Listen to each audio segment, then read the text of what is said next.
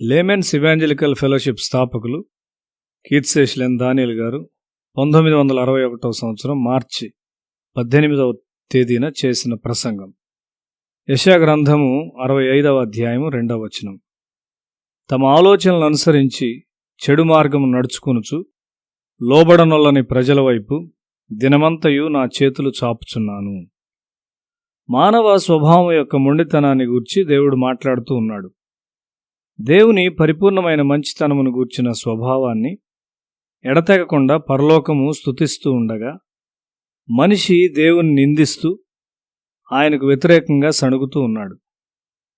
80 సంవత్సరాల వయసులో నీ తండ్రి రొమ్మున నీ తల మోపుటకు అతడు సజీవుడై ఉండినేడల, నీవు నీ గత జీవితాన్ని గూర్చి ఊహిస్తూ నీ జీవితంలో ప్రతి భాగములో ఆయన ప్రేమతో కూడిన జాగ్రత్త మరియు జ్ఞానంతో నడిపించుటను నీవు జ్ఞాపకం చేసుకున్నప్పుడు నీవెంతో సంతోషంగా ఉంటావు.